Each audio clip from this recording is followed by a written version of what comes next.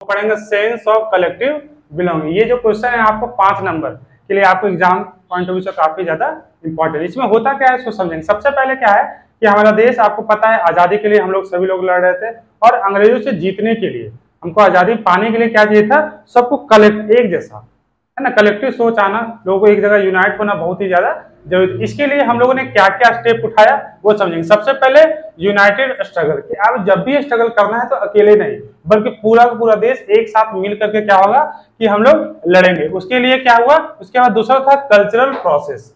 Cultural process में क्या हुआ कि जितना भी तरह का हमारा जो कल्चर था उसको, जैसे हमारा फोक स्टोरी हो गया, हमारा फोक सॉन्ग हो गया, हमारा रीजनल कल्चर हो गया, इसको क्या हुआ पूरे देश में हमारे गांधी जी और जितने भी नेता थे उन्होंने इसको काफी ज्यादा बढ़ावा दिया। क्या क्या चीज को, जैसे फोक सॉन्ग, फोक स्टोरी, रीजनल लैंग्वेज, ताकि ज्यादा से ज्यादा लोग कनेक्ट हो सके और हम लोग उसको यूनाइट कर सके। तीसरा आता है फिगर्स एंड इमेजेस। हुआ क्या समझेंगे, 18th और 19th सेंचुरी में बहुत सारे हमारे जो आर्टिस्ट थे उन्होंने क्या किया, नेशनल एलोगरीज है ना, उसको उन्होंने बनाया। कैसे, जैसे एग्जांपल है नेशनलिज्म यूरोप में क्या हुआ, जर्मनी में जैसे जर्मेनिया एक फिगर आपको बनाया गया था, दूसरा फ्रांस में मेलिनी, उसी तरीके से हमारे इंडिया में क्या भारत माता, ठीक है। वो इमेज के माध्यम से क्या हुआ कि जब भी हम लोग कोई भी तरह का स्ट्रगल करते थे तो भारत माता का इमेज लेकर के मूवमेंट में सब लेकर चलता था ताकि सबके मन में एक कॉमन फीलिंग आए। इसीलिए क्या हुआ, कॉमन फीलिंग को लाने के लिए हम लोग क्या हुआ, भारत माता का हम लोग इमेज बनाए, जो किनके द्वारा लिखा गया था, बंकिम चंद्र चट्टोपाध्याय के द्वारा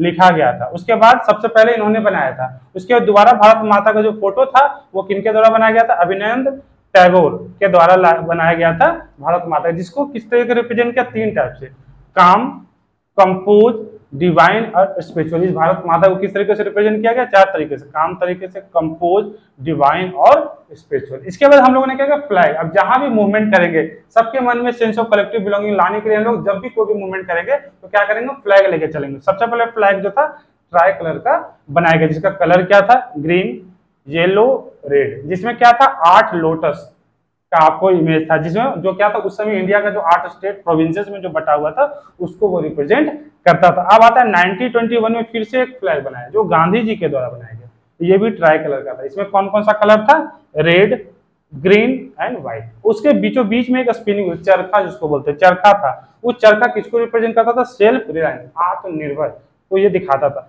लास्ट पॉइंट है री इंटरप्रिटेशन ऑफ हिस्ट्री। हमारा हिस्ट्री क्योंकि काफी ज्यादा समृद्ध, तो काफी अच्छा था पुराने समय में, आज नहीं, हमारे पुराने समय हमारा इतिहास जो था दुनिया जानता था। कैसे कैसे, सारे का सारे फील्ड में हमारा जो आपको हिस्ट्री था वो काफी ज्यादा समृद्ध अच्छा था। जैसे आर्ट के फील्ड में काफी फेमस थे, एग्रीकल्चर के फील्ड में काफी फेमस थे, हमारा रिलीजन काफी ज्यादा फेमस था, हमारा कल्चर पूरा दुनिया फॉलो करता था, हमारा आर्किटेक्चर काफी जबरदस्त तरीके का था। तो ब्रिटिशर लोगों ने क्या किया, हमारा ये जो कल्चर था, हिस्ट्री था, तो पूरे तरीके से बर्बाद कर दिया। जब तक ब्रिटिशर हमारे देश में नहीं आए थे तब तक हमारा, चाहे वो आर्ट हो, चाहे वो एग्रीकल्चर हो, चाहे वो रिलीजन हो, चाहे वो कल्चर हो, चाहे वो काफी ज्यादा समृद्ध, काफी अच्छा था। लेकिन जैसे ब्रिटिशर आए उसको पता था कि अगर इस देश में हमको शासन करना है लंबे समय तक तो हमको इस चीज को बर्बाद करना पड़ेगा। इन लोगों ने और क्या बोला कि हम लोग आपको आए हैं मॉडर्न बनाने। देखो हम लोग ऑलरेडी पहले से हम लोग मॉडर्न थे, हमारा कल्चर काफी ज्यादा मॉडर्न था, लेकिन इन्होंने आकर के हमारे को थोप दिया कि तुम लोग को मॉडर्न अगर कोई बना सकता है तो हम यूरोपियन ही बना सकते हैं। इसी चीज को हम लोग शॉर्ट में 5 पॉइंट में भी एग्जाम में लिख सकते हैं। जैसे सबसे पहला है पर्सोनिफिकेशन ऑफ भारत माता, आपको पता है भारत माता का फोटो आपको बनाया गया था। दूसरा था नेशनल सॉन्ग जो कि वंदे मातरम, जो किनके द्वारा लिखा गया था वो भी आपको पता है, वो था बंकिम चंद्र चट्टोपाध्याय के द्वारा लिखा गया था। आपको फोक लोर लिखा गया था, है ना, जो किसमें नटेशा शास्त्री के द्वारा लिखा गया था। उनका नाम क्या था, द फोक लोर ऑफ साउथ इंडिया। इसमें साउथ इंडिया के बारे में उन्होंने बताया था किस तरीके। तीसरा use of icon and symbol, जिसमें बताया दिया आपको फ्लैग।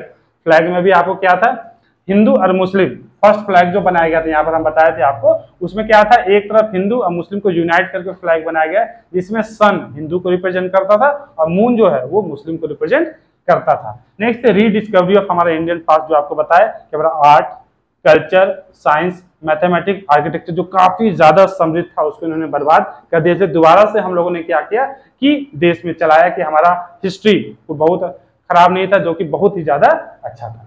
Thank you.